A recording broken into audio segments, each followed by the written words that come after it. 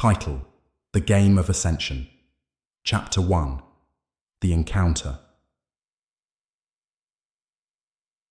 Adrian Bishop had never been a man given to superstition.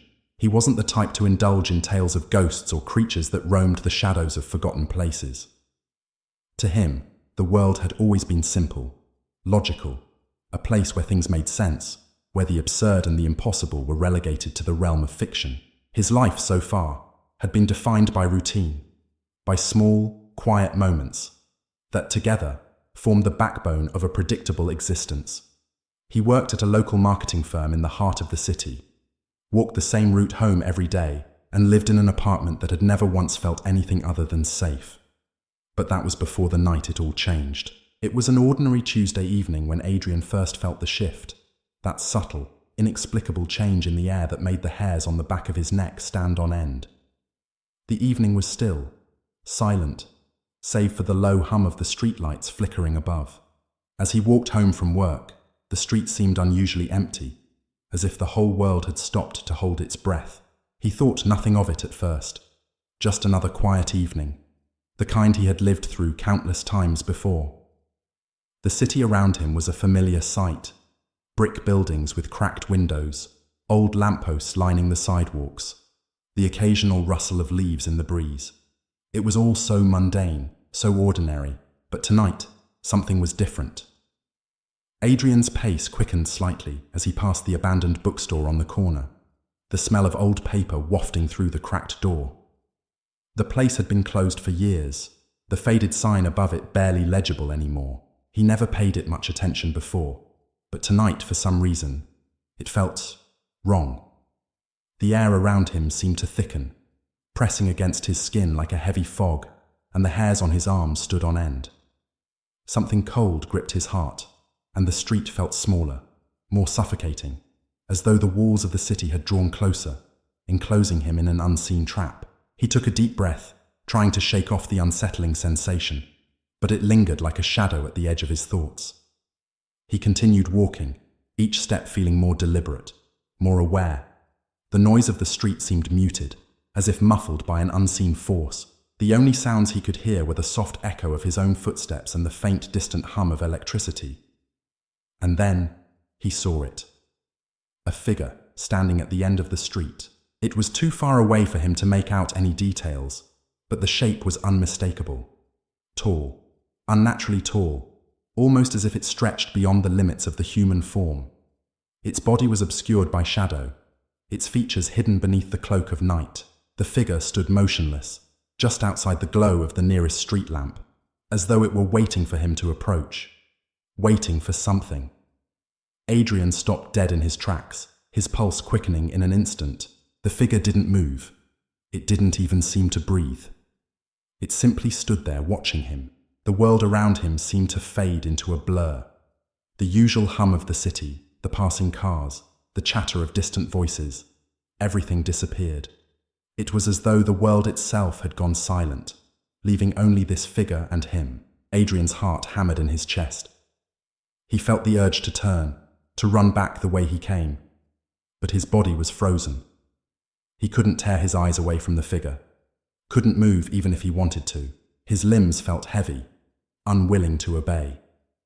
The world seemed to slow down, as if time itself had begun to bend, stretching out every second into an eternity.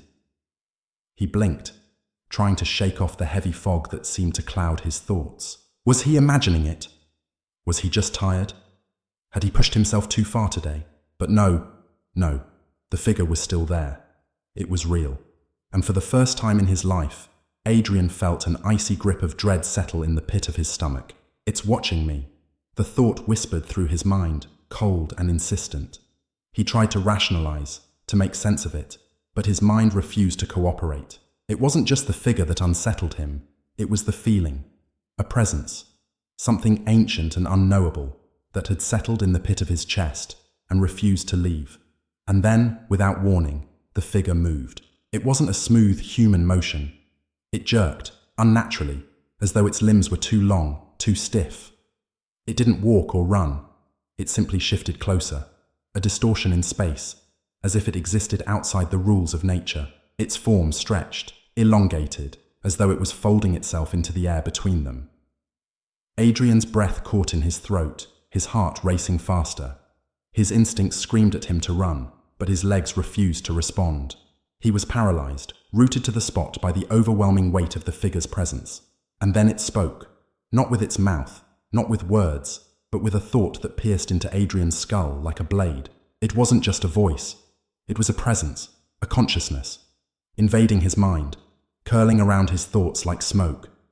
"I see you." The voice was low, deep, as if it resonated from somewhere beyond the physical world. It wasn't an invitation. It wasn't a threat. It was simply a statement, a fact. The figure was aware of him, had always been aware of him, and it was waiting. Adrian's legs buckled beneath him, and he sank to his knees, gasping for air. The ground felt like it was shifting beneath him, the world tilting, bending. It was as though the very fabric of reality was unraveling, slipping through his fingers, and there was nothing he could do to stop it. His heart pounded in his chest as his mind struggled to understand what was happening. Was this real? Was this some kind of nightmare? Or had he lost his grip on reality entirely? The figure took another step forward, its movements slow, deliberate. It was close now, closer than Adrian could have ever imagined. The air around him grew cold, an unnatural chill that seeped into his skin, making him tremble uncontrollably.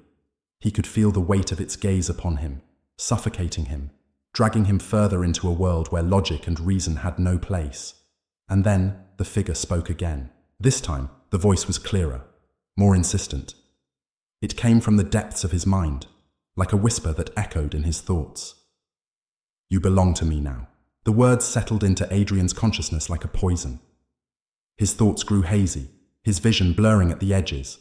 He wanted to scream, to push the voice out of his head, but it was futile. The voice, the presence, the figure, they had already claimed him. There was no escape. Adrian's vision went dark.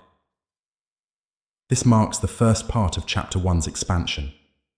It sets up Adrian's first encounter with the Harbinger, exploring his initial sense of dread, the strange supernatural phenomenon, and the beginning of his unraveling reality.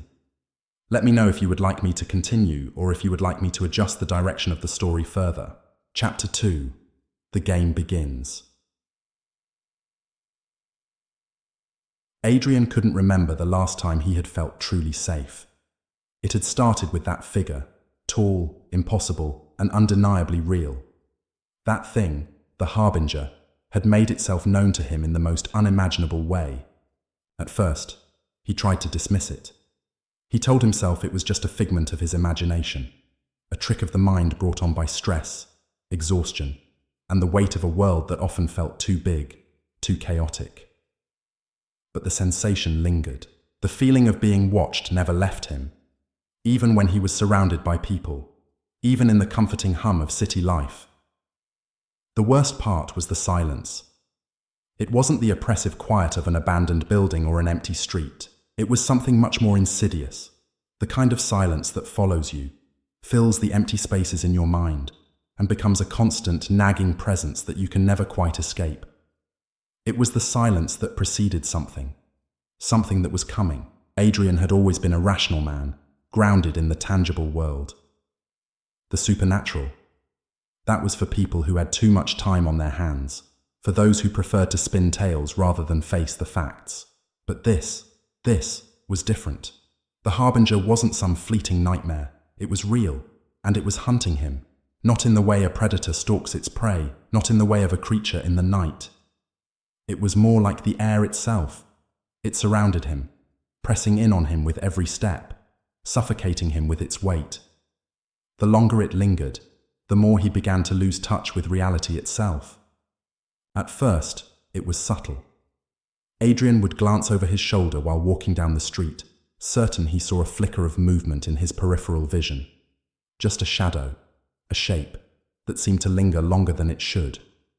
Or he would hear faint whispers in the dead of night, indistinguishable from the usual creaks of his apartment. But somehow, these whispers sounded different, alive, and they always seemed to echo in his mind, no matter how hard he tried to ignore them. At work, he found it harder and harder to concentrate. His colleagues noticed, but they didn't say anything. He became distracted, caught in thoughts of things he could never explain. The smell of decay, of something ancient, kept wafting in and out of his awareness. His fingers would twitch involuntarily, his eyes darting to darkened corners of the office, where the shadows seemed deeper than they should be. It wasn't real, he told himself.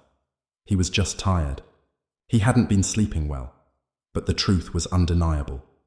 The Harbinger was inside his head now, its presence like a worm, slowly gnawing through the walls of his mind. It had started subtly, as if it were testing him.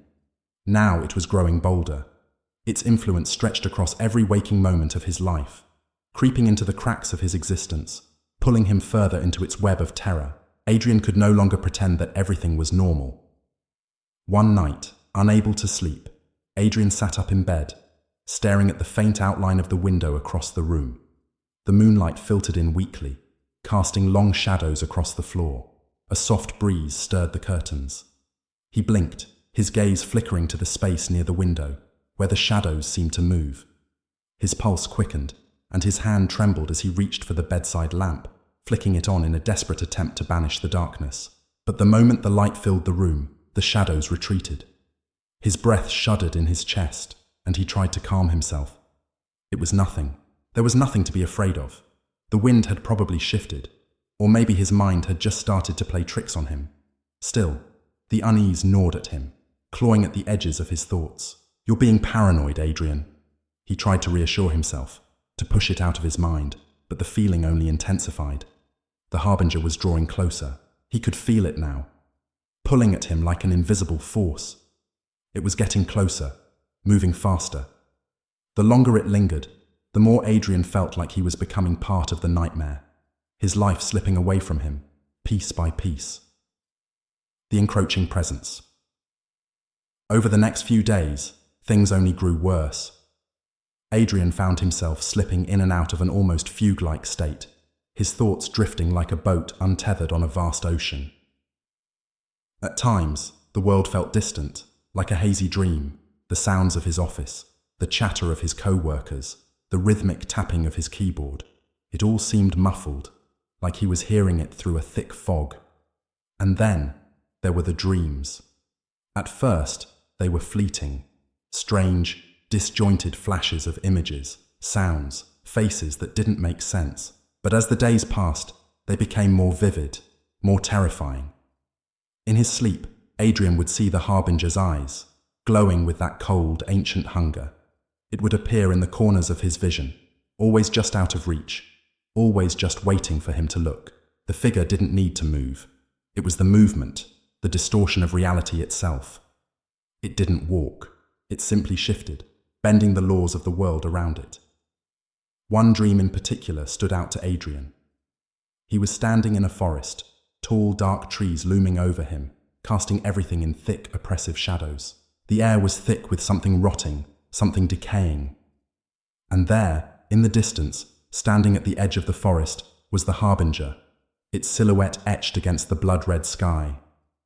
It didn't speak. It didn't need to. The mere presence of it filled Adrian's mind with an overwhelming, soul-crushing weight. "Come closer," the voice whispered. It wasn't in his ears. It was inside him, reverberating through his entire being. It was an invitation, but also a command, a call to surrender. Adrian couldn't move. His feet were rooted to the ground. The Harbinger's eyes glowed brighter, burning with a cold, hungry light. Adrian tried to scream, but no sound came. His throat constricted. He couldn't breathe. "You are mine," the voice echoed. And then he woke up, sweating, gasping for air, his chest tight with fear. The breaking point. The next morning, Adrian couldn't shake the feeling that he wasn't alone. His apartment had never felt so empty, so foreign.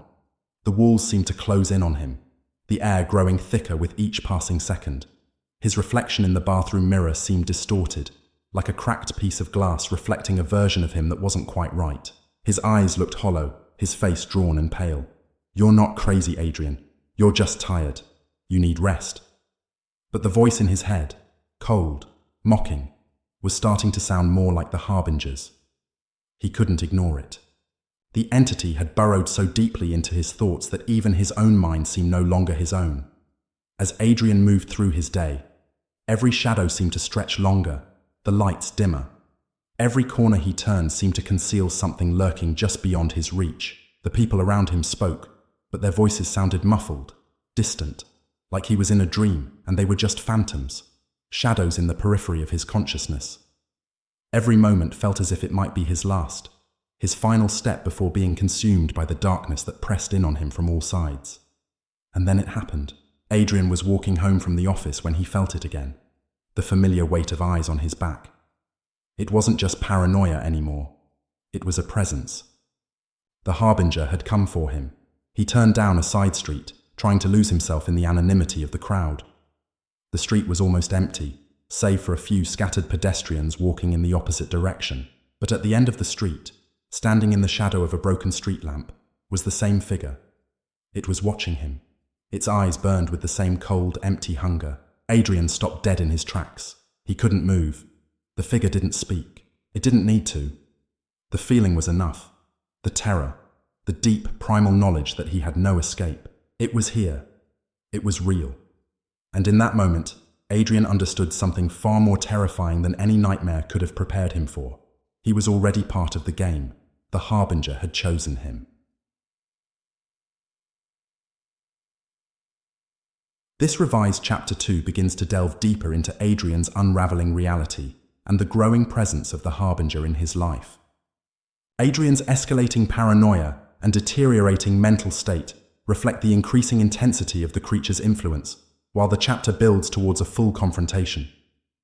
The feeling of being hunted becomes undeniable, as Adrian starts to understand that this is no longer a nightmare or hallucination. He is in the midst of an insidious game. Adrian had always prided himself on his ability to rationalize, to make sense of the world around him. He had spent years building a life rooted in logic. His job, his small apartment, his daily routines, all things within his control. But lately, the threads of his reality had started to unravel, slipping through his fingers like sand. It was becoming harder to concentrate at work. He would sit at his desk, staring blankly at the computer screen, and the seconds would stretch into minutes, then hours, without him even noticing. His thoughts drifted constantly, like he was suspended in a dream. It wasn't just fatigue. It was something else, a dull, persistent hum in the back of his mind that never seemed to fade. And always, there was the feeling of being watched. It was as if an invisible force was following him, breathing down his neck, lurking just beyond the periphery of his vision. He tried to dismiss it, told himself it was just stress, the pressures of work, the mundane weight of city life. But deep down, he knew something was wrong. Something he couldn't explain. He wasn't alone, not in the way he was used to. At night, the unease grew stronger. He had become hyper-aware of every little sound, every creak in the floorboards, every faint whisper of wind outside his window. His apartment, which had once been a sanctuary, now felt like a cage, its walls closing in around him.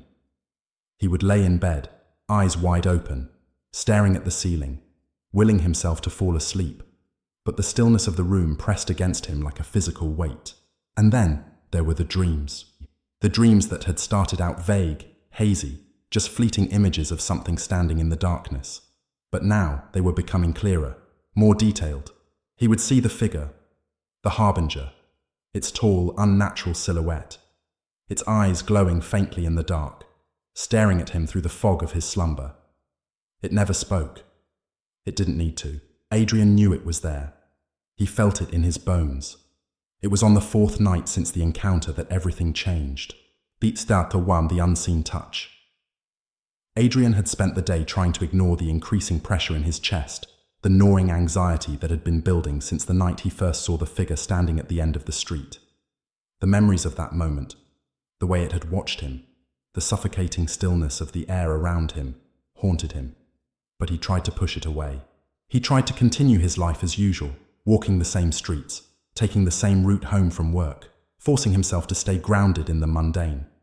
But the harbinger wasn't letting him forget. It was there, just beneath the surface, like a shadow waiting to strike. That night, Adrian woke up in a cold sweat. The room was darker than usual, the shadows stretching unnaturally long, as though they were alive, reaching toward him. He blinked, rubbing his eyes, trying to clear the fog in his mind. Something was wrong. He couldn't put his finger on it, but the air was different. He could feel it now.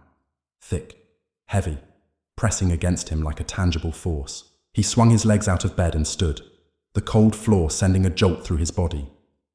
The silence of the apartment was suffocating, the kind of silence that presses into your ears, fills the spaces between thoughts. Adrian's heart began to race, and he felt the hairs on the back of his neck stand up. The floor creaked beneath his weight as he made his way toward the window, pulling the curtains aside to glance outside. The city below was bathed in a dull amber glow, the streets empty and silent. No one was out. No movement, no sounds, just the silence. But then the silence shattered. A faint whisper. It was barely audible, just a breath against the air. But it was there. Adrian froze, his heart thundering in his chest. His eyes darted to the corner of the room, to the dark shadows that clung to the walls. The whisper came again, closer this time, louder, as if it were right behind him. "I see you." The voice wasn't human.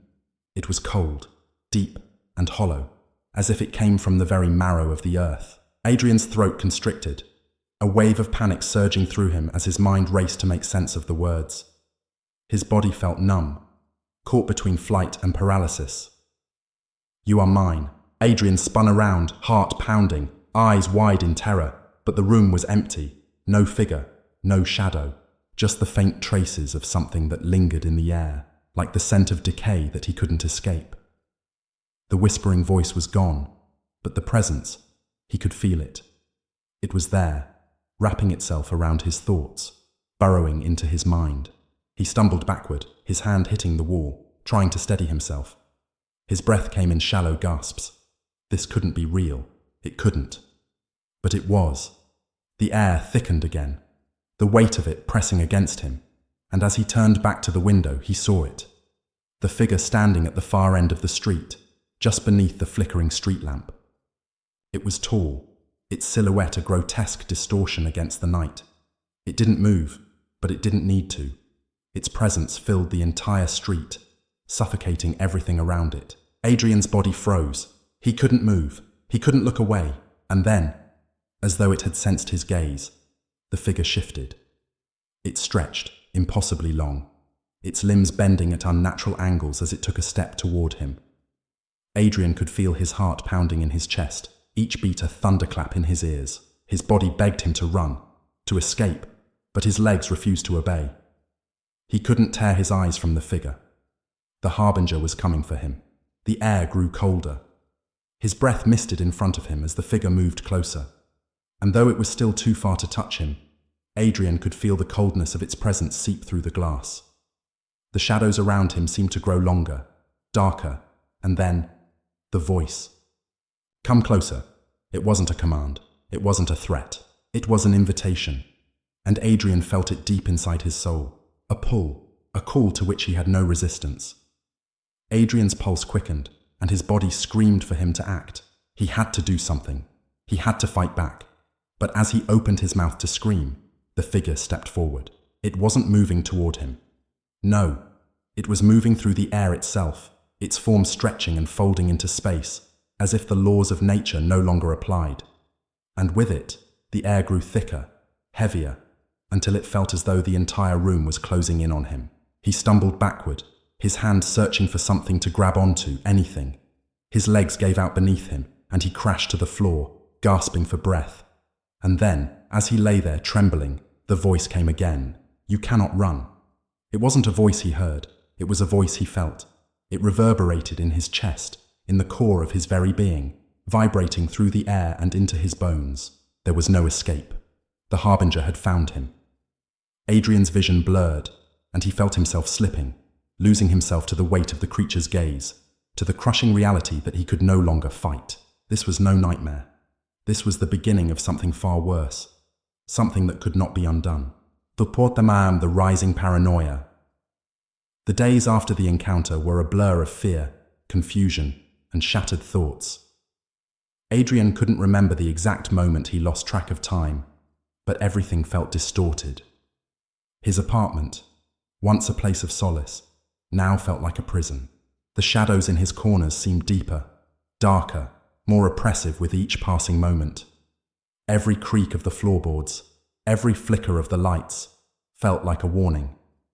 He tried to tell himself that it was just his mind, that the figure was a manifestation of his own paranoia. He read about sleep paralysis, about stress-induced hallucinations, but deep down he knew. This was no figment of his imagination. The Harbinger was real, and it was watching him. Adrian started to feel it everywhere. It wasn't just in the darkness of his apartment. It followed him on the streets, in the crowded subway, at work. He would catch glimpses of movement out of the corner of his eye, just a flicker of something, a shadow, and when he turned to look, nothing was there. He could feel its eyes on him, always. And the whispers, they never stopped. In this expanded version of Chapter 2, Adrian's life becomes increasingly dominated by the Harbinger's presence. The subtle psychological pressure builds as he begins to feel its reach in every corner of his existence. The chapter explores how Adrian's grip on reality starts to slip as he faces the slow unraveling of his mind and his world. Chapter 3. The Otherworldly Revelation. The world around Adrian had begun to distort, bending under the weight of something he couldn't understand. The air felt heavier with each passing day, pressing in on him from all sides like the breath of an ancient creature, waiting for him to break. The shadows no longer merely lurked in the corners of his vision. They reached out, curling around him, drawing him in with an invisible force. Each step he took on the cracked sidewalks felt as though he was walking through a fog that clung to him, refusing to let go. The figure had appeared again. Adrian had seen it in the distance, a silhouette against the dim light of a street lamp, standing motionless as though it was waiting for him. The Harbinger. He couldn't deny it anymore. He had been chosen. The very presence of the creature pressed against his chest like a stone, suffocating him, filling his mind with its cold hunger. It wasn't a figure in a nightmare. It was real. Every time Adrian closed his eyes, he could feel its eyes on him, that unblinking gaze that pierced through the fabric of the world itself. At first, he thought it was just fatigue, that his mind was playing tricks on him. But the feeling only deepened. The presence of the Harbinger was not just a passing thought. It was a constant, insidious thing, weaving itself into his daily life. The creature was no longer just in his mind. It was everywhere. It was in the way the shadows shifted unnaturally, in the faint smell of decay that would cling to the edges of his senses, in the whispers that seemed to follow him wherever he went. He didn't sleep anymore. It wasn't just that he couldn't. It was that the very idea of sleep terrified him. Every time he closed his eyes, he felt the weight of the Harbinger's gaze pressing into his thoughts, flooding him with visions of endless darkness and hunger. His mind became a battlefield, torn between what he could see with his eyes and the deeper, more disturbing reality that he felt inside. There were no boundaries anymore, no escape from the all-encompassing shadow that now defined his life. The first time Adrian saw the figure up close again was outside the subway station, just as he was about to head home from work. The streets were busy, bustling with people, but somehow, the world around him seemed muted, distant. His footsteps echoed loudly in his ears, out of sync with the sounds of the city. As he reached the subway steps, he turned, just for a moment, and there it was, a tall skeletal figure standing under the flickering streetlight.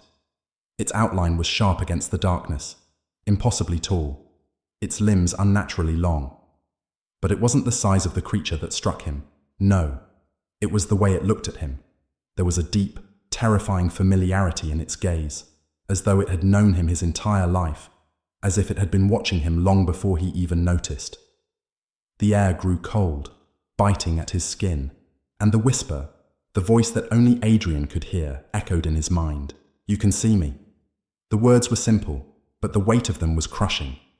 Adrian froze, his heart skipping a beat, his breath coming in shallow gasps. The voice wasn't coming from the creature. It was coming from inside him, twisting around his thoughts like a whisper in the dark. The creature didn't move. It didn't need to. The connection between them was already made. It had been made the moment Adrian looked into its eyes. Adrian took a step back, his mind screaming at him to run, but his feet wouldn't move. The figure didn't advance, but the feeling of its presence grew stronger, more oppressive. It wasn't just waiting, it was watching him, observing him as if he were a specimen, a subject in some cosmic game of terror. It was as though Adrian had been chosen for something far darker than he could ever understand. The search for answers. In the days that followed, Adrian tried to convince himself that it was all in his head, that the creature wasn't real, that it was just a product of stress, of his mind playing tricks on him. But the feeling wouldn't go away. It couldn't. The harbinger had planted itself in his life, and now it was growing stronger, feeding on his fear, his confusion, his desperation. He had to understand it. He had to know what it was, why it had chosen him, why it was stalking him, because somewhere deep inside, he knew that the answers were the only way he would ever be free.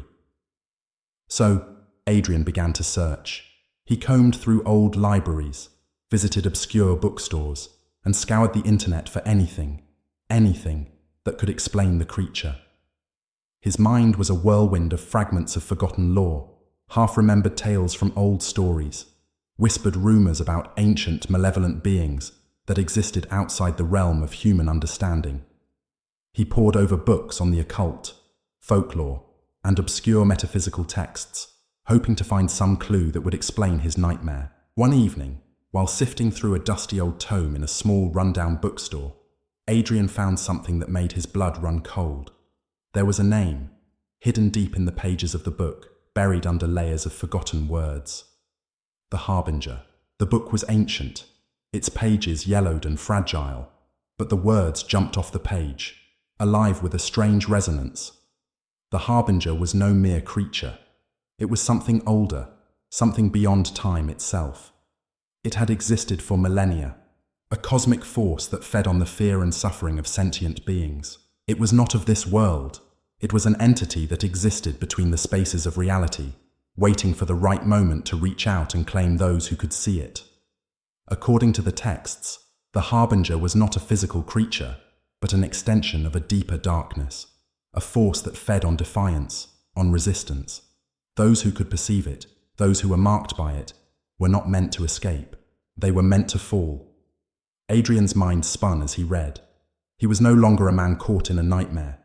He was part of something much larger, something that had always existed in the shadows, lurking just beyond the veil of human understanding. The Harbinger was not a predator, not a mere creature from the dark. It was a part of a larger cosmic design, a force that had been watching him, waiting for him, perhaps even guiding him toward this very moment. He was marked, and there was no escaping it. The encounter grows stronger. As the days wore on, the presence of the Harbinger grew more pronounced. Adrian could feel it in the air, thickening the space around him, pushing against the walls of his apartment. The shadows at the edges of his vision seemed to lengthen, their dark tendrils curling and reaching, as though they were alive. His mind was fraying at the edges. He would hear the whispers, even when no one was around. It wasn't just a feeling anymore. It was an insight, a twisted awareness that something beyond him was clawing at his sanity, waiting to drag him deeper into its web. One night, while walking home from the bookstore, Adrian felt a shift in the air.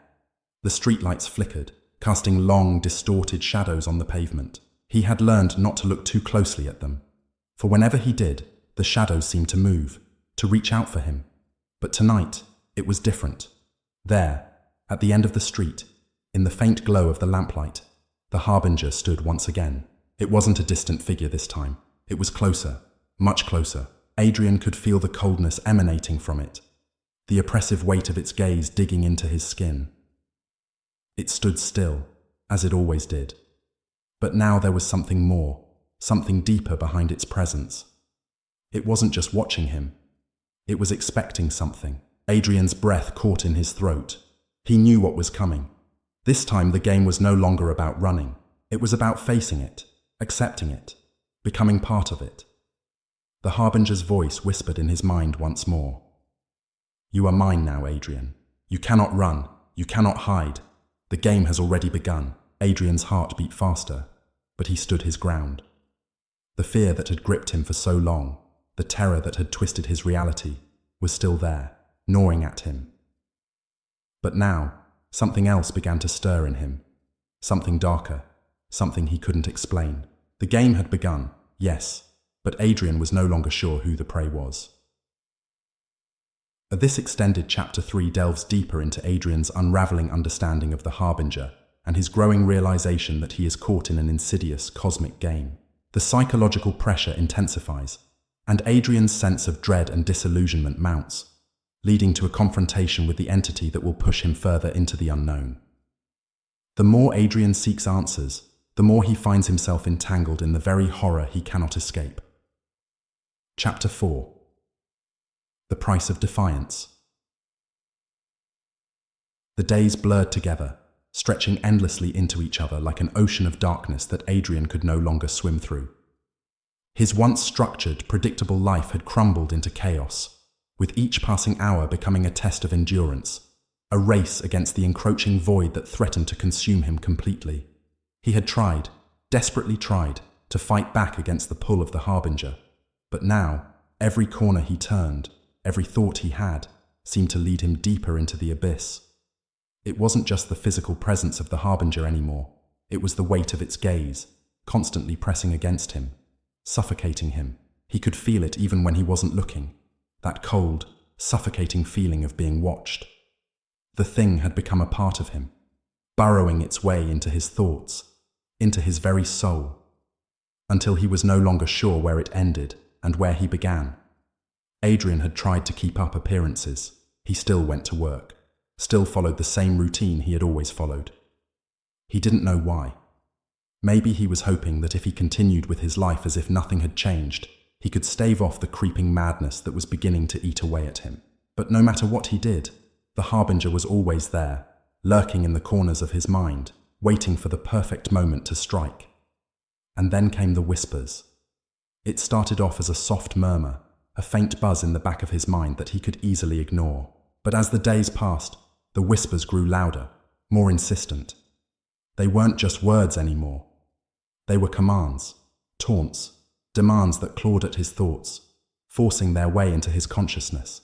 They echoed in his head when he was alone, when he was in the subway, when he was walking down the street. You can't run. You can't hide. You are mine. Adrian tried to silence them, to block them out, but it was no use. Every time he tried to drown them in distraction, in noise, the whispers only grew louder. He couldn't think clearly anymore. His thoughts felt like a tangled mess of fear, confusion, and something darker, something that gnawed at him from the inside, eating away at his willpower. The unraveling. It wasn't long before Adrian began to notice the changes in the world around him. The shadows seemed to stretch longer, twisting and curling in ways that defied logic. The air had grown colder, the nights darker. Even the sunlight seemed to have lost its warmth, filtering through the windows in pale, lifeless beams. The city he had once known so well now felt like a foreign land. Every street, every building, now a landscape of fear and uncertainty. It was as if the fabric of reality itself was warping, bending, being slowly eaten away by the hunger that had marked him. He started to question everything. Was his apartment even real? Was the man in the mirror really him? Every reflection he saw in the glass felt like a stranger, a pale imitation of the person he once was. He felt detached, as if he were slipping out of his own life, becoming something else entirely, something hollow. At night, the nightmares came. The Harbinger had stopped appearing in them. They no longer needed to. The creature had become part of him, a stain on his very soul, a dark presence that filled the corners of his mind even when he was awake. But the nightmares had grown worse, more visceral. He dreamed of endless black forests, of vast expanses of nothingness, where he was trapped, unable to move, unable to escape. He could feel the hunger in the air, its claws sinking deep into his flesh, tearing him apart from the inside out. He would wake up, drenched in sweat, gasping for air, the weight of the nightmare still crushing his chest. But no matter how much he tried to shake off the lingering feeling, it stayed with him. It wasn't just a dream. It was a warning. One evening, as Adrian walked home from work, the weight of the Harbinger's presence seemed to increase. The streetlights flickered, casting long, unnatural shadows across the sidewalk. He glanced up at the sky, which had darkened prematurely, as if the sun itself had been swallowed by the void. His breath came in short, shallow bursts, as his eyes darted to the corner of the street, where he thought he saw something move. No, he thought, shaking his head. It's just your mind playing tricks on you. But the feeling of being watched was undeniable. He quickened his pace, his footsteps echoing loudly in the otherwise quiet street. His body was rigid, his senses heightened. The world felt off. The shadows were too long. The wind had stopped blowing. The city had gone silent. When he turned the corner, he saw it. There at the far end of the street was the Harbinger. It wasn't just standing there anymore, like it had before. No, now it was moving toward him, slowly, deliberately, like a predator stalking its prey. The air grew colder as the figure approached, its limbs elongating unnaturally with every step. Its face was hidden in darkness, but Adrian could feel its eyes on him, boring into his very soul. It didn't need to say anything. The silence between them was enough. "You can't escape," the voice echoed inside his skull, louder now, more forceful than ever. "You belong to me, Adrian. There is no way out." Adrian stopped in his tracks, unable to move, unable to think. The figure was too close now, too real. The world around him had blurred, like a painting smeared with water, and the only thing that remained clear was the towering form of the Harbinger, advancing toward him, its presence swallowing up everything in its path. His breath caught in his throat. He had no idea what to do. Should I run? Should I fight? But the reality was there was nowhere to go. The figure's gaze was everywhere, its presence consuming him. He couldn't escape. There was no way out. The Harbinger stopped in front of him, its head tilting slightly as though considering him.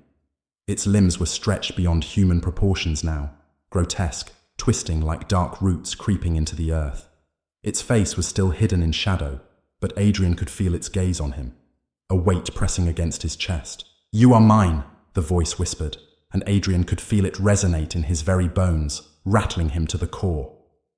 The ground beneath him trembled, and for a moment he thought the earth itself was going to swallow him whole. The air around him was thickening, suffocating him, and he knew that it was only a matter of time before he was completely consumed. And then, just when Adrian thought he couldn't take any more, the Harbinger stepped forward. Its hand, no, its claw, reached out and gently touched his forehead. The touch was cold, so cold it felt like ice piercing through his skull, like the chill of death itself. Adrian's body went rigid, every muscle locking in place, as the Harbinger's presence flooded his mind. "You cannot run," it whispered again, and this time, it wasn't just words. It was a truth. The last thing Adrian saw before his vision blacked out was the creature's face, no longer hidden in shadow, but revealed in full. It was not human, nor was it a creature of this world. It was something beyond comprehension, a grotesque amalgamation of darkness and hunger, with eyes that glowed like dying stars. And then, everything went black. Or the awakening. Adrian awoke hours later in his bed, drenched in sweat, his body shaking. He sat up, gasping for air, his heart pounding in his chest. The room was dim, the early morning light creeping through the curtains, but the weight of the Harbinger's presence still lingered in the air, thick and oppressive. It had come for him. It had touched him. And Adrian knew, deep in his gut, that there was no escaping it. The game had begun, and there was no way out. At the cost of resistance.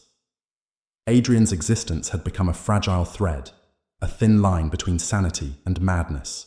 The Harbinger had shown him what it wanted, and now it was time to face the consequences. His mind was no longer his own. Every thought, every feeling was permeated by the creature's influence. It was as if his soul had been marked, branded, a part of something far darker, far more ancient than anything he could comprehend. The Harbinger hadn't just claimed his body. It had taken his very being, his identity, and molded it to fit its purpose. There would be no escape. There would be no salvation.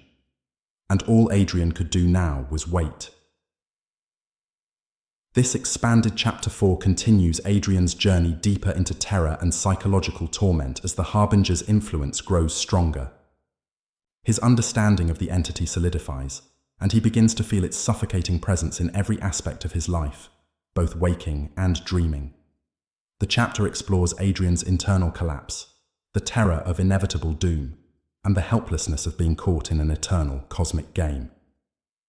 Chapter 5. The Dark Mirror. Adrian stood at the window, staring out into the endless night. The city, once a place of life and movement, now seemed frozen, like a broken machine, its gears locked in place. The streets were empty, the lights dimmed, and the air hung thick with an unnatural stillness. The weight of the silence pressed against him like a vice, and the longer he looked out, the more disconnected he felt from the world he once knew. His apartment had become a prison, a dark, suffocating cell that closed in on him with every passing hour. There was no escape, no relief from the constant, gnawing presence that had burrowed into his thoughts. The Harbinger's influence had seeped into every corner of his life, twisting his perception of reality until he could no longer trust what was real and what was a hallucination. The whispers had not stopped. At first, they were subtle, a faint echo in the back of his mind, just beyond the reach of his conscious thoughts. But now, they were constant. "You are mine. You cannot escape." The voice was inescapable, like a low hum that filled his skull, vibrating in his very bones. It wasn't just a whisper anymore. It was a presence, a dark weight that pressed in on him, filling the space around him. And no matter how hard he tried to block it out, it only grew stronger, more insistent. "You cannot escape." The words echoed in his head, louder than ever before, and Adrian gripped the windowsill, his knuckles turning white. His mind was breaking apart, piece by piece, and he could feel the Harbinger's cold fingers closing around his soul, pulling him deeper into the darkness. He had tried to resist. He had tried to fight it, but now it was clear. The Harbinger had already won. There was no escaping the pull of the void, no way out of the suffocating grip that had taken hold of him. The more he struggled, the more it consumed him. The walls around him were closing in, and Adrian could feel himself slipping, his sanity unraveling with every passing second. Masigsan were the cracks in reality. It had been weeks since the Harbinger had first appeared to him, but it felt like a lifetime. Time had lost all meaning. The days bled into each other, a blur of sleepless nights and fractured thoughts. Adrian had stopped going to work. He couldn't concentrate on anything anymore. Every task, every conversation felt like a distant memory, something that no longer mattered. The world around him had become a warped reflection of itself. The colors seemed duller, the sounds muted, as if he were seeing everything through a foggy lens. The apartment, once a place of refuge, had become a nightmare. The shadows seemed to grow longer, deeper, filling the corners of the room with a creeping, oppressive darkness. At times, Adrian would swear he could see them move, shift, as if they were alive, watching, waiting for him to break.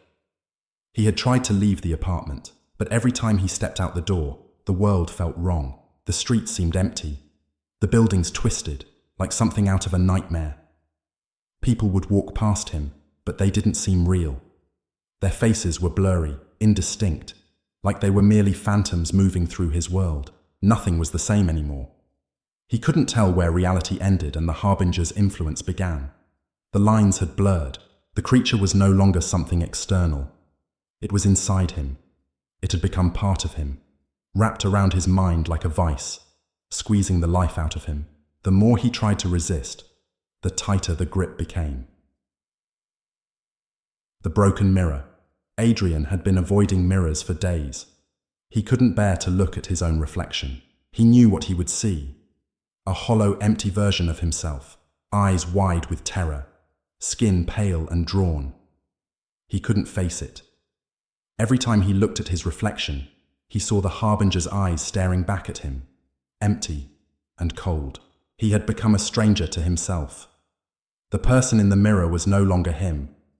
It was a hollow shell, an imitation of the man he had once been.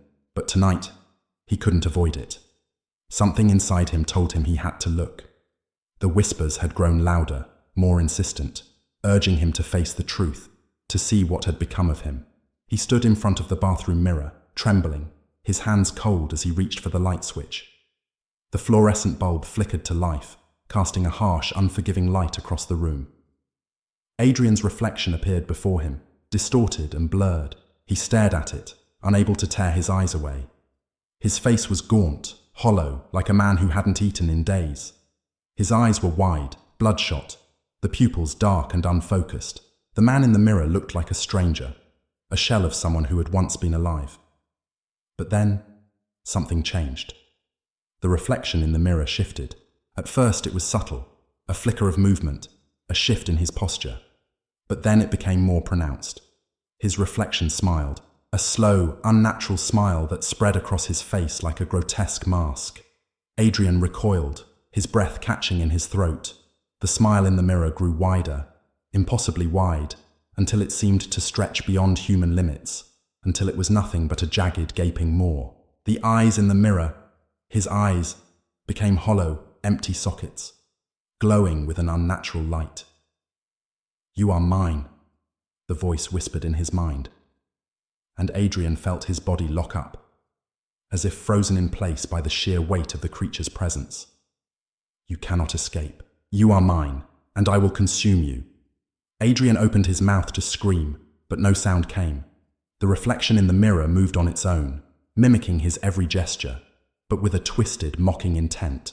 It reached out towards him, its hand, no, its claw, extending from the glass, its fingers elongated and sharp, ready to drag him in. Adrian's mind screamed for him to run, to break away, but his body refused to move. He was trapped. The mirror, the reflection, was no longer just a reflection.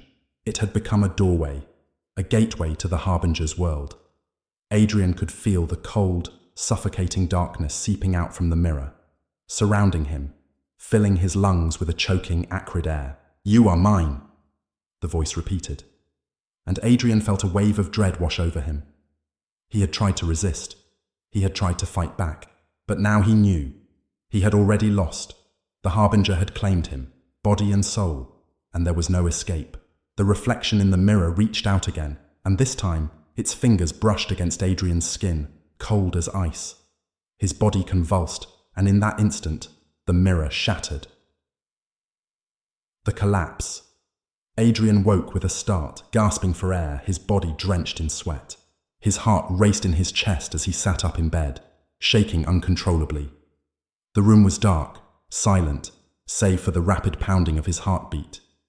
He looked around, disoriented, and tried to steady his breath. The mirror was gone. The room was as it had always been, quiet, still. But the feeling of the Harbinger's presence lingered, like a shadow that refused to leave. The world around him was slipping. The lines between reality and nightmare had become indistinguishable. Adrian knew that the creature had a hold on him now, deeper than he could ever have imagined. It was in his mind, in his thoughts, in his very soul. And it was only a matter of time before it consumed him completely. He couldn't fight it anymore. Adrian had never believed in fate. He had never believed in the supernatural. But now he knew. The Harbinger wasn't just a monster. It was the embodiment of something far older, far more powerful than he could comprehend. It had been waiting for him, watching him, guiding him to this moment. And now, it was his reality. There was no escape.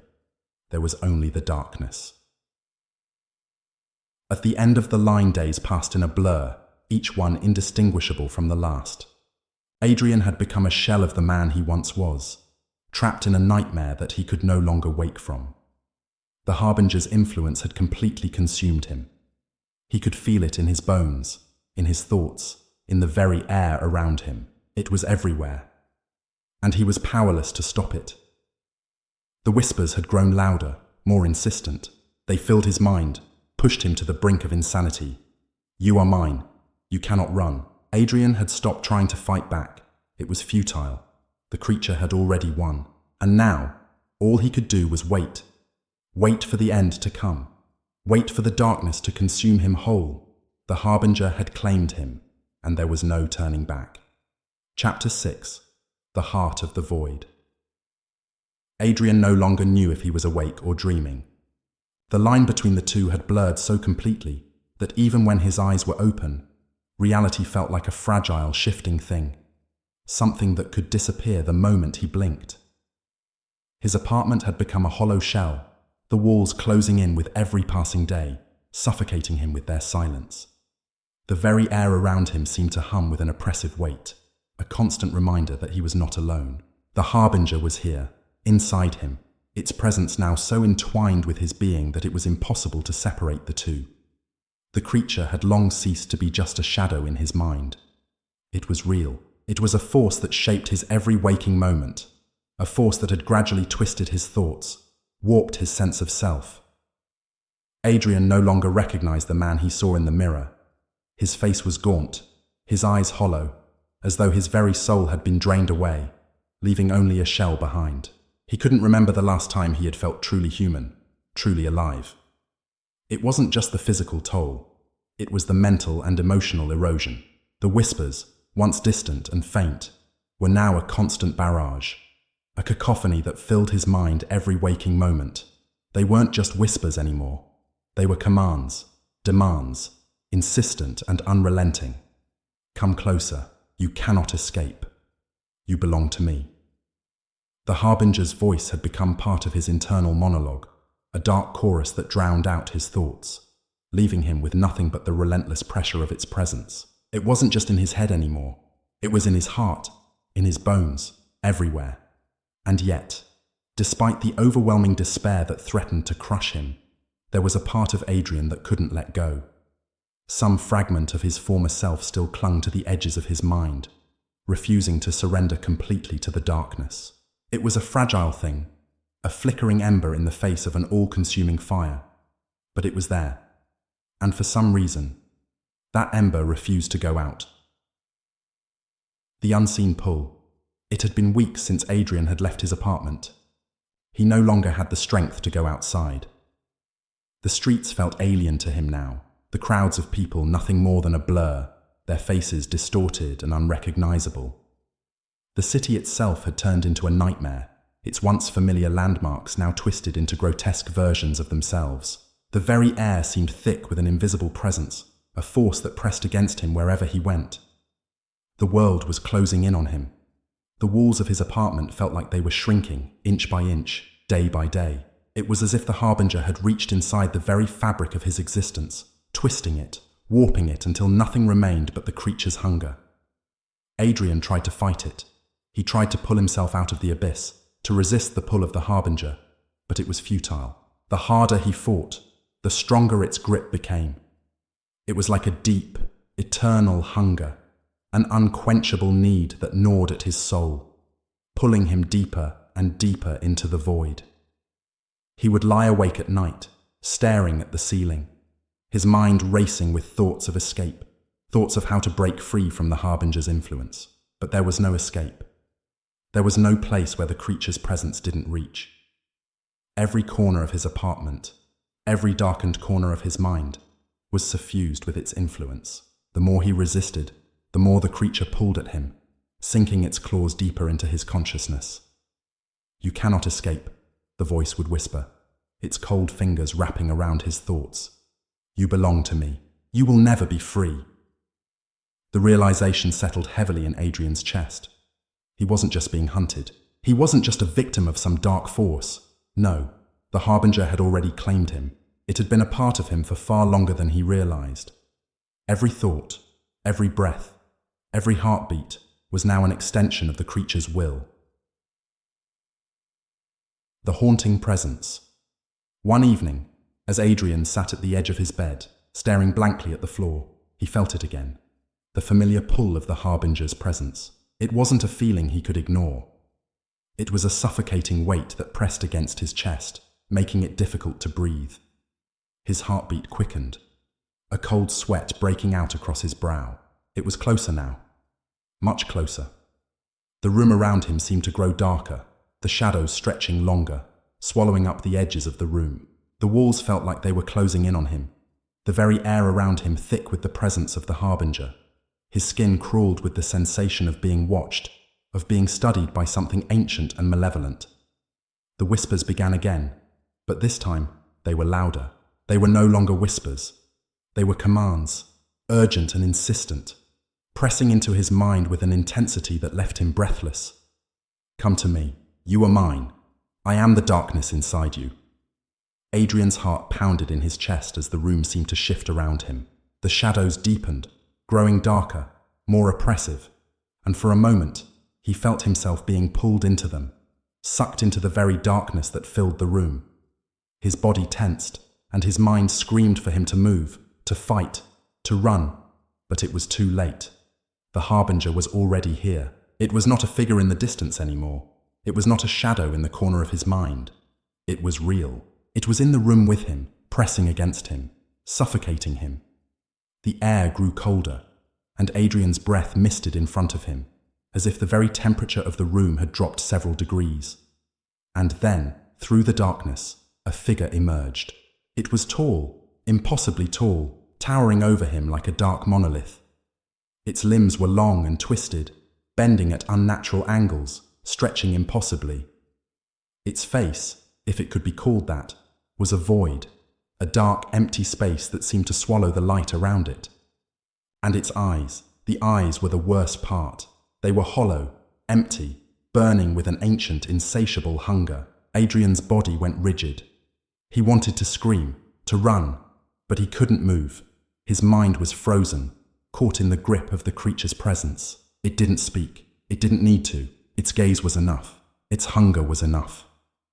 "You belong to me," the voice whispered again. But this time, it wasn't just in his mind. It was coming from everywhere, filling the room, filling his soul. "You are mine, Adrian, and you always will be." Adrian felt his body go numb, the world around him slipping away as the darkness consumed him.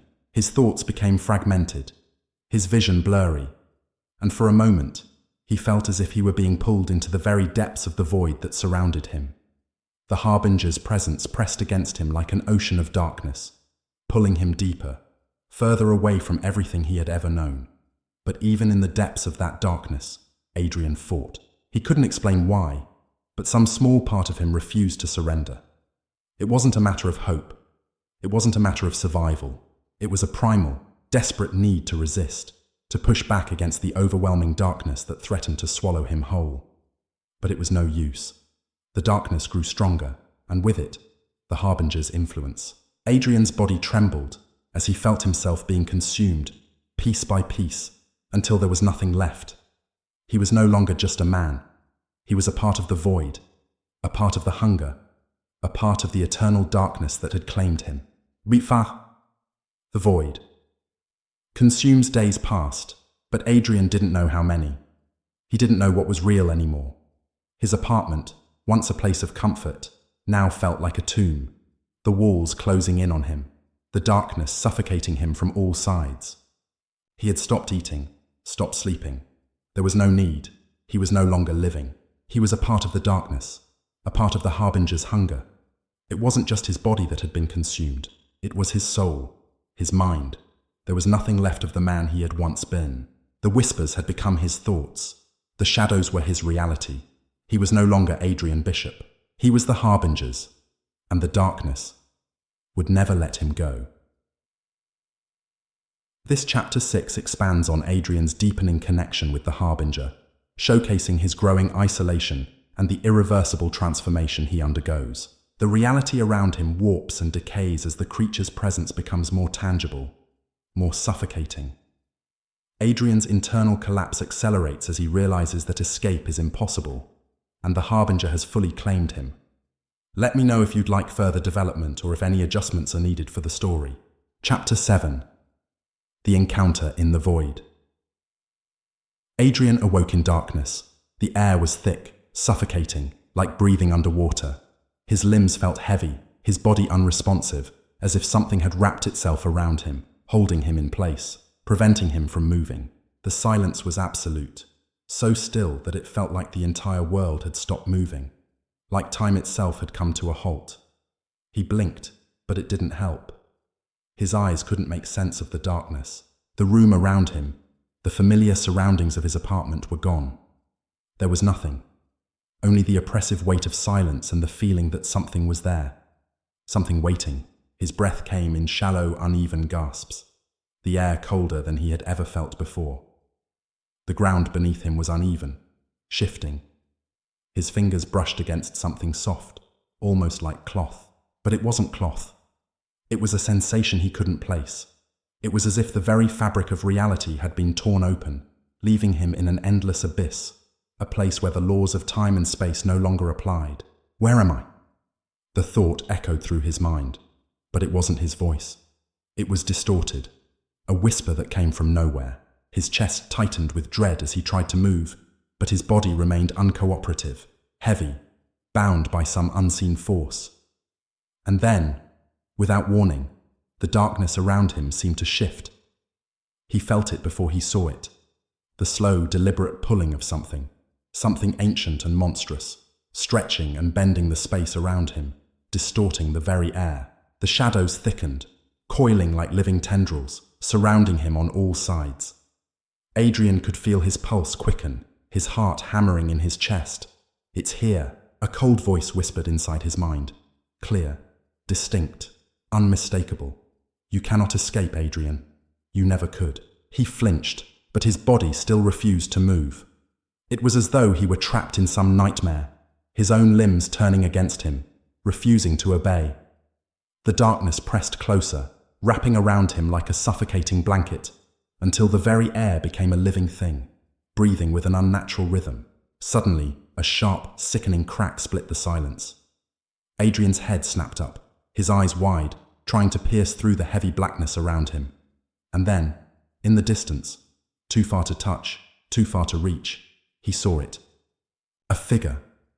Tall, impossibly tall, its shape bending and twisting in ways that defied logic.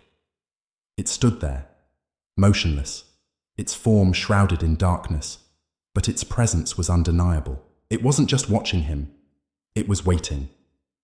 Adrian's breath caught in his throat as his mind scrambled for a rational explanation. He had seen the Harbinger before, in fleeting moments, glimpses, shadows in the corners of his vision, the cold presence that lingered just out of reach. But this was different. This was real. This was not a shadow or a dream. This was the Harbinger, and it had come for him. Azmat. The void consumes. He wanted to scream, to run, but his body remained motionless, locked in place by something far stronger than fear. The voice that had haunted his thoughts for so long, was now closer, more intense, more powerful. "You have been marked, Adrian. You have always been mine. There is no escape from the hunger." The ground beneath him trembled, and with it, the shadows deepened, swallowing up everything around him. The figure in the distance moved, its form warping and bending as though it were made of the very fabric of the void itself. It was no longer standing still. It was coming for him. Adrian's mind screamed for him to run, to do something, anything to escape the grasp of the creature. But his body wouldn't obey. His limbs were frozen, rooted to the ground by an invisible force that he couldn't comprehend. The Harbinger was coming closer, its presence filling the air, growing larger, more oppressive. He could feel the darkness closing in around him. It wasn't just the Harbinger, it was everything. The walls, the air, the very essence of existence itself seemed to be warping, bending under the weight of the entity's power. Time itself had stopped making sense. Adrian's thoughts were fragments, scattered and disjointed, unable to form a coherent whole. "You cannot escape," the voice whispered again, this time directly in his ear. The sensation of cold fingers brushing against his skin sent a wave of icy terror through his body. The hunger, the terrible, insatiable hunger that had marked him from the beginning, was here. It was alive, and it was consuming him. The transformation. Adrian closed his eyes, unable to bear the weight of what was happening.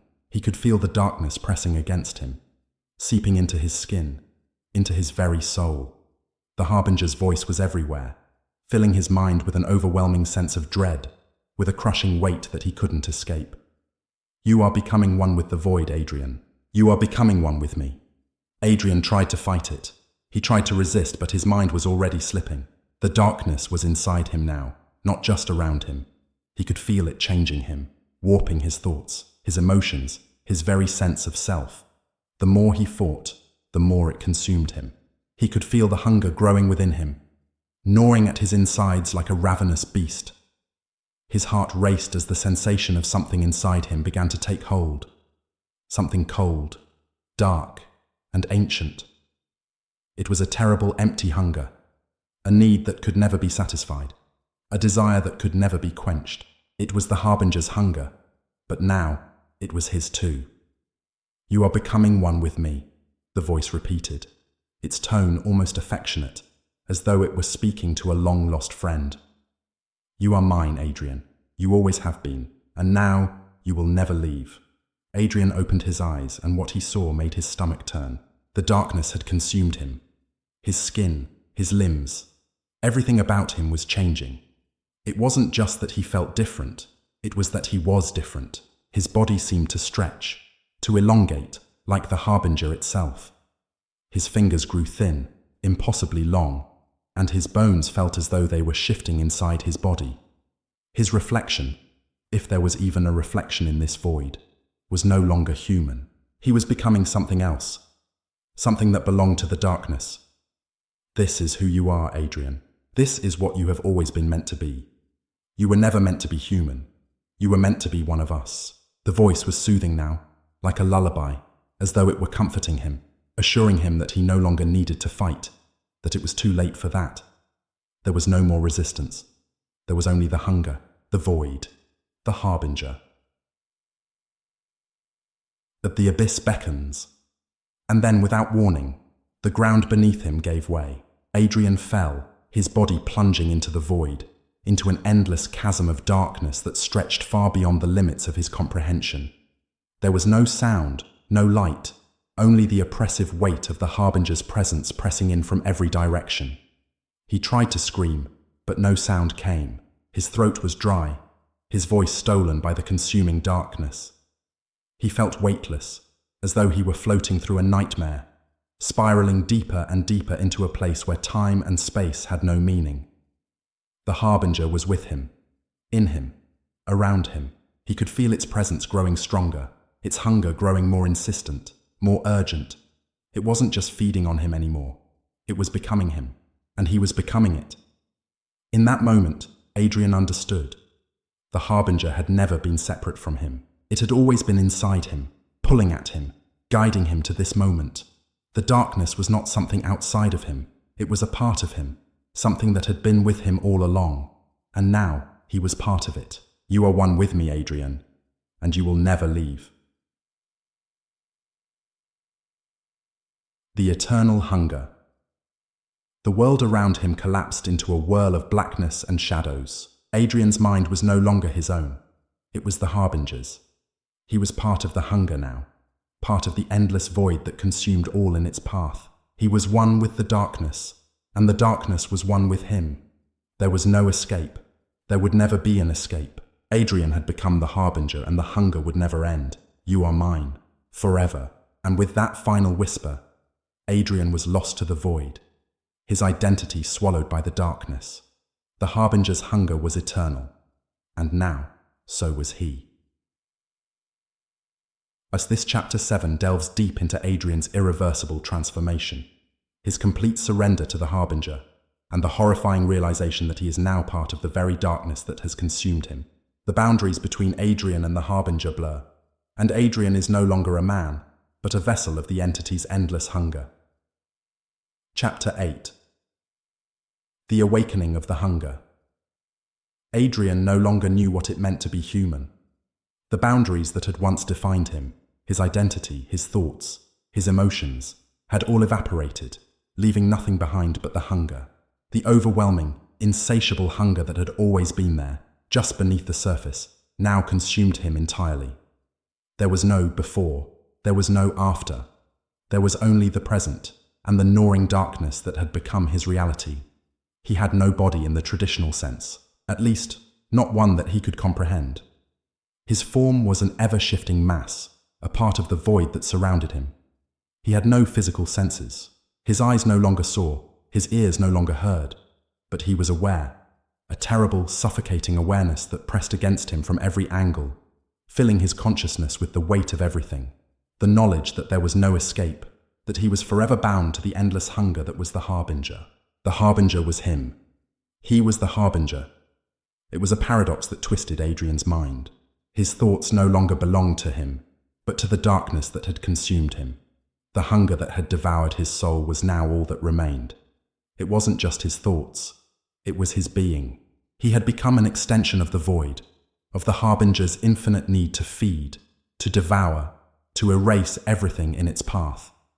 And yet, despite this overwhelming sensation, Adrian still clung to fragments of his former self. Fleeting memories of who he had been. His life as a man, his simple desires, his fears, flickered in the dark recesses of his mind. They were distant, faint, like the echoes of a dream long forgotten. But they were there.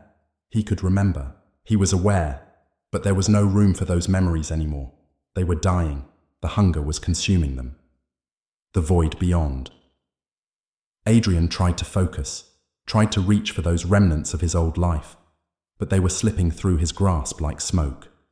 The void around him pulsed with an eerie, insistent rhythm, like the beating of some ancient heart. The shadows, if they could be called that, twisted and shifted endlessly, opening and closing like portals to other realms. The boundaries between time, space, and self had fractured, and all that existed now was a swirling, chaotic mass of darkness. He was aware of the power that pulsed within him. The harbinger had not only taken his body, it had taken his very essence, melding them into one unstoppable force. The hunger surged within him like a storm, an unstoppable tide that could not be sated. There was no escape from it. There was only the eternal drive to consume, to grow, to devour. I am the void, he thought. But even those thoughts felt distant and foreign, as though they were not his own. But there was something else, something more. Beneath the darkness, beneath the hunger, there was an emptiness, a terrible gnawing emptiness that spread through his very being. The hunger was not enough. It could never be enough. The creature that had consumed him, the harbinger, was not merely satisfied with feeding. It craved more. It demanded everything. Adrian was the hunger, and yet it was never enough. The feeling of want, the eternal, empty craving for something undefined, twisted his soul, pulling him deeper into the void until there was no longer any distinction between Adrian and the harbinger. They were one and the same, inseparable, bound by the insatiable need to consume everything in their path. But that need, that desire, had no limit. It could never be fulfilled. It was a hunger that consumed and consumed, but never reached satiation. And it would never end. The void was infinite. It was all-encompassing. The hunger was all-consuming. The endless spiral. As Adrian's awareness of his own existence continued to blur with the harbinger's presence, the darkness around him began to shift again. The shadows that had surrounded him, had always surrounded him, began to take on form. At first it was subtle, a vague silhouette, a flicker of movement that seemed out of place in the emptiness. But then, as the hunger surged within him, the forms became clearer. Figures began to emerge from the darkness, twisted, elongated shapes that seemed to move in impossible ways. Adrian reached out, instinctively, as though drawn to them, and as he did, he felt a strange resonance. The figures were like him, creatures of the void, beings forged from the same dark hunger that had consumed him. They were children of the harbinger, born of the same primal need, the same insatiable hunger that had taken Adrian's soul. They were his brothers, his sisters, his family, but they were not whole. They were empty, lost, twisted by the same eternal craving that had consumed them. And like him, they would never be satisfied. The hunger would always call to them, driving them further into the depths of the void, deeper into the spiraling abyss where there was no escape. They reached out to him, not with hands, but with tendrils of darkness, their forms bending and warping as they stretched toward him. It was not an act of kindness. It was a reflection of their own hunger, their need to pull him in, to draw him closer. They wanted him to join them, to sink into the darkness completely, to become one with the void, just as he had.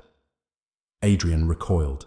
His mind screamed for him to resist, to fight back, but there was nothing left to fight with. He was no longer a man. He was the hunger, and so were they. The cycle was endless. The hunger would consume everything.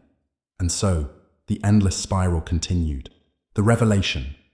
The figures around him began to fade, their forms dissolving back into the swirling darkness, their existence no more permanent than a fleeting thought. But something lingered. A feeling. A cold, hollow sensation that cut through him like a blade. In that moment, Adrian realized what the hunger truly was. It was not just a force. It was not just a void. It was all that existed. The Harbinger was not a creature born of desire or need. It was the embodiment of emptiness. The infinite, all-encompassing force that devoured everything, that consumed everything. Adrian had thought he had become the Harbinger, but now he understood. He had always been part of it.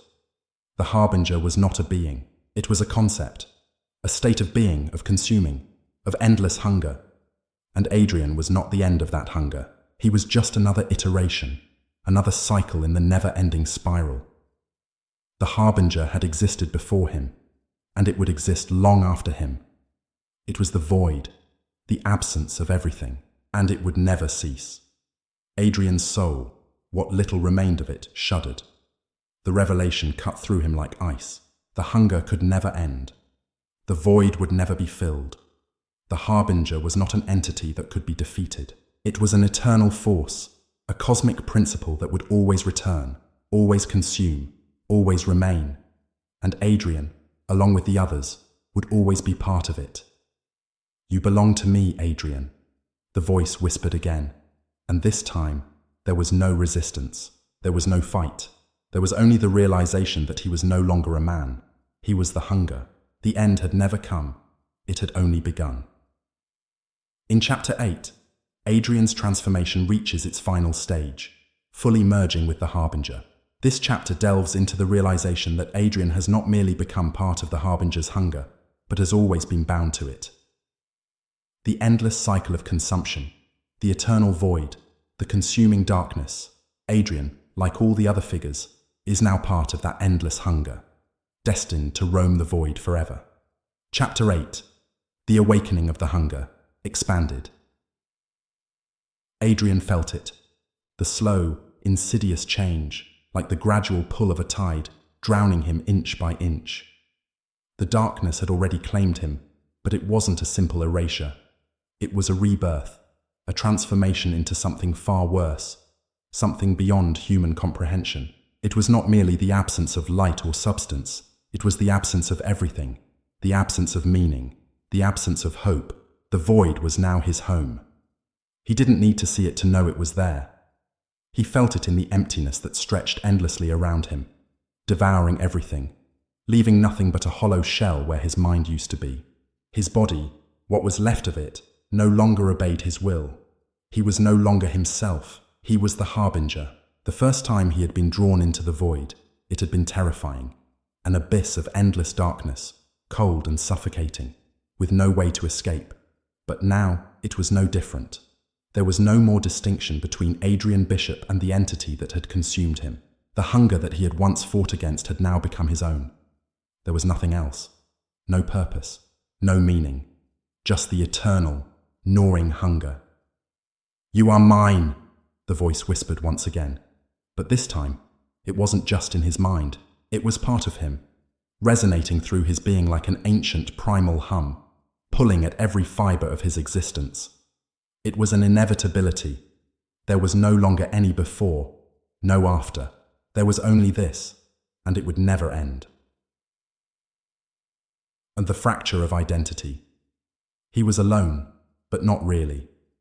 The darkness was full, dense, and yet it echoed with the sounds of something else, something familiar. He could hear the presence of the other shapes, the other figures that had once been part of him. The shadows twisted around him like old memories, forming into shapes that felt like distant echoes of his past life. There were others, beings who had once been like him, once human, but now they were only shadows of the Harbinger, reflections twisted by the infinite hunger that shaped them. Adrian had once been afraid of the Harbinger, but now, in the depths of the void, he realized that it wasn't just a creature. It was an essence. It was everything that was lost, everything that had ever been erased by time, by reality. And he had become it. He remembered the man he had once been, the one who walked down the streets of the city with mundane thoughts, the one who worried about bills, about deadlines, about small, insignificant things. But none of that mattered anymore. It had been swallowed by the darkness, consumed, forgotten, like all things eventually were. Adrian no longer existed. Only the hunger remained. The figures in the darkness, the others, were familiar, their forms shifting and contorting like echoes of human beings. But Adrian had no words for them. They weren't people. They weren't anything but extensions of the void, parts of the same endless, insatiable hunger. And he too had become that hunger. He could feel them, sense them in the swirling shadows around him. There were others, those who had also fallen into the grasp of the Harbinger. They were empty, hollow versions of themselves, reduced to the same primal need that had overtaken Adrian. Their faces, if they could still be called faces, were warped, like distorted reflections in a cracked mirror, staring at him with hollow eyes that burned with the same need. The hunger. Some of them reached out, their limbs stretching impossibly long, as though trying to pull him deeper into the void. They were like him, but not him. They were lost, drowning in the same eternal craving. And yet, there was no one else. There was nothing but this. Nothing but the endless hunger that consumed everything. Adrian felt it then, the overwhelming, crushing realization that there was no escape. There was no returning to the life he once knew. The moment he had succumbed to the void, to the Harbinger, his fate had been sealed. He had crossed a threshold from which there was no return. He was no longer Adrian Bishop. He was a part of the endless hunger. The descent into the abyss. The others, those shadowed forms that circled him, seemed to drift away, lost in their own hunger. But Adrian's mind, though shattered and broken, was still able to grasp the faint threads of thought.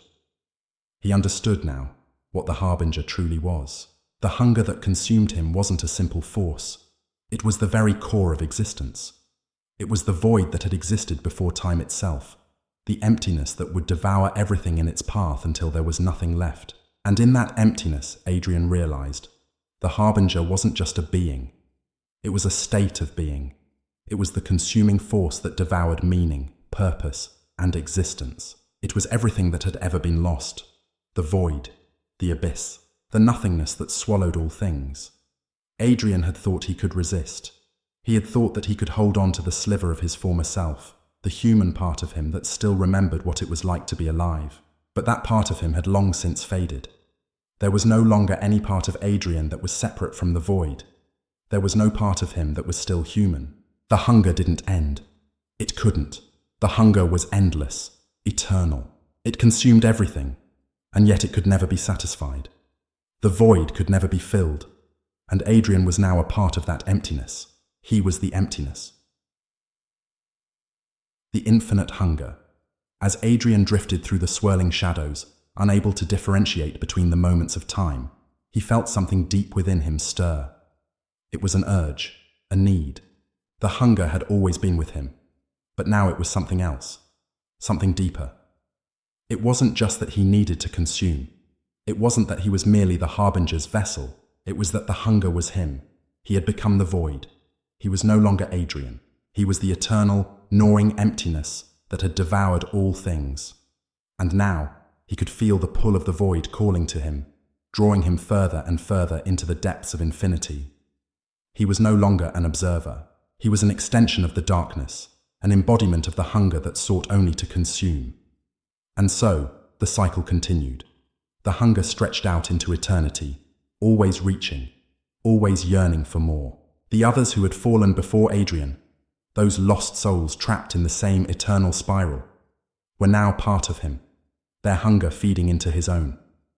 They were nothing more than echoes, shadows, reflections in the ever-growing abyss that consumed all things.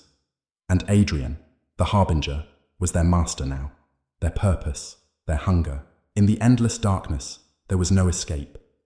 There was no end. There was only the eternal cycle of hunger, of consuming, of being consumed. The Harbinger was not just an entity, it was the absence of existence, the end of everything. And now Adrian understood. He was the Harbinger, and he would never be free. This expanded Chapter 8 pushes Adrian fully into the Harbinger's embrace, illustrating his transformation and the irreversible nature of his descent into the void. His identity as a human being has been completely erased, and he is now part of the eternal, insatiable hunger that defines the Harbinger. This chapter focuses on the horror of losing oneself entirely to the darkness, the terror of an endless existence where nothing remains but the void. Chapter 9. The Price of Eternity.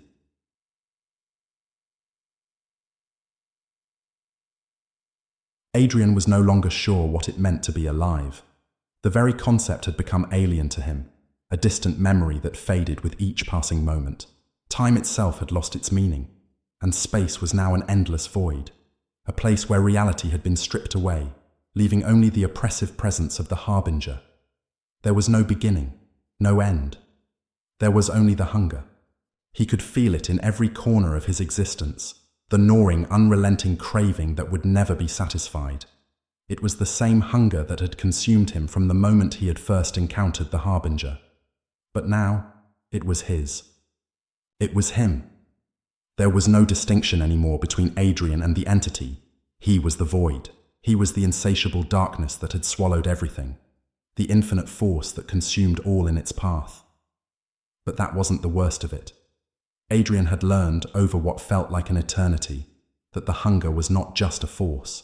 It was a prison that held him captive, bound to an eternal cycle of consumption and void. The emptiness, the abyss, was endless, and it could never be filled. There was no release. There was no freedom.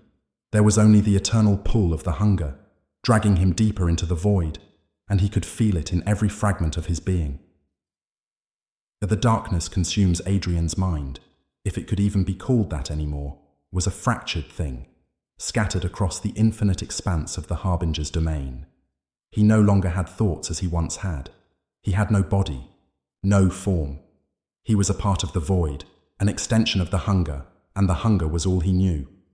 The other echoes, the other lost souls trapped in this infinite expanse, were no longer separate from him.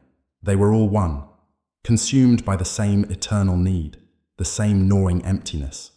They were him, and he was them. There was no distinction, but still, there were moments, faint, flickering moments, when Adrian would feel the remnants of his former self, fleeting memories of who he had once been, a man who walked through the world with thoughts of mortality, of purpose. Those memories came in sharp flashes, like the ghost of a life he could never return to. He could remember the warmth of the sun on his skin, the taste of food, the sound of laughter. But these memories were quickly swallowed by the hunger, dragged back into the void, lost forever. And in those fleeting moments, he wondered if there was ever any escape from the endless pull. Could he ever break free of the cycle? Could there be a way to stop the hunger from consuming him completely? But even as he thought it, he knew the answer. There was no escape. There was no end. There was only the void. The Harbinger had claimed him. And the worst part of all was that he had chosen it. He had chosen the void. He had chosen the hunger. The shifting void. The space around him twisted again, a sickening distortion that filled him with a sense of dread that he could not explain. The shadows that surrounded him, once dark and formless, began to take shape. Figures, like silhouettes, started to emerge from the swirling abyss. They were familiar and yet strange, their forms both alien and human, as if they were caught somewhere between existence and oblivion. Adrian knew them immediately. They were the other lost souls, the echoes of those who had fallen before him, trapped in the same eternal cycle of hunger. Their faces were blank, their eyes hollow, staring out into nothingness. They were lost, just like him. They had been consumed by the void, and now they were no more than twisted fragments of their former selves. But there was something else, something darker. As Adrian looked closer at the figures, he could see that they were changing. Their forms began to warp and shift, distorting in ways that made Adrian's mind ache. They were becoming something else, something darker than the void itself. The hunger that had consumed them was taking on a new shape, one that Adrian could not fully comprehend. The figures stretched, elongating like tendrils of darkness, reaching out toward him. Their eyes burned with an insatiable hunger, their faces contorted into grotesque masks of need and pain. They were calling to him, their voices lost in the endless void, but Adrian could hear them all the same. They were asking for something, something he couldn't give, something he couldn't understand. They were not just consumed by the hunger, they had become it. Adrian realized then what the Harbinger truly was. It wasn't just a force, it wasn't just an entity, it was an eternal hunger, a cycle that had been going on since the beginning of time, and it would continue until the end of everything. It was the embodiment of emptiness, the void that consumed all things, and he was part of it. He had always been part of it. The hunger could never be filled. It was endless, a cosmic principle that existed beyond all understanding, beyond all reasoning. And now, Adrian was trapped within it, bound to the endless pull, the eternal cycle that would never cease. There was no escape, there was no release, there was only the hunger. At the point of no return. Adrian's existence had become a loop, a never-ending spiral that went on and on, forever and ever, into the infinite abyss. He had become a part of the hunger. He had become the void, and in that realization, something shifted in him, something that he couldn't explain. A deep, gnawing emptiness filled him, not just from the outside, but from the inside. His soul, if he even had one left, felt hollow, as if it were being eaten away, consumed by the very hunger that had claimed him. But there was nothing left to consume. He was everything now. He was the hunger, the void, the infinite emptiness that stretched beyond time and space. There was no beginning. There was no end. There was only the eternal pull, the endless craving that could never be satisfied. And yet, in the depths of his soul, Adrian knew that the hunger would always be there, gnawing at him, pulling him deeper into the void. He had no body, no form. He was but a fragment of the darkness, a sliver of the infinite, drifting through the endless abyss that would consume all in its path.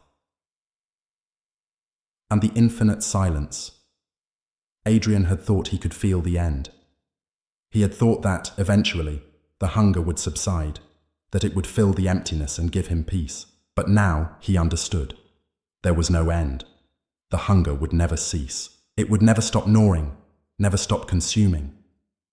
And so, Adrian drifted through the void, his mind scattered, his thoughts fragmented, lost in the endless expanse of nothingness.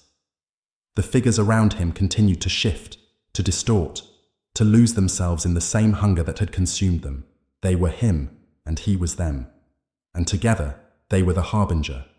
The darkness, the void, would never end, and neither would Adrian. This expanded Chapter 9 takes Adrian even deeper into the Harbinger's influence, showing his complete immersion into the void and the eternal hunger.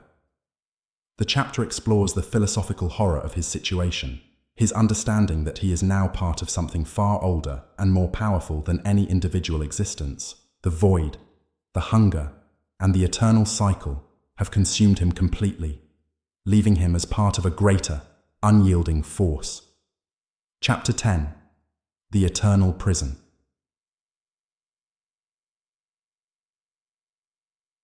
Adrian no longer knew what it meant to live. His consciousness had fractured into 1,000 shards, scattered across the infinite void. What remained of him was a hollow echo, a ghostly presence that moved through the endless abyss, a slave to the eternal hunger that had consumed him. The very thought of what he had been, what he once was, seemed like a distant memory, too faint to grasp. Human, alive. Those words meant nothing in the endless darkness. There was no beginning, no end. There was only the void.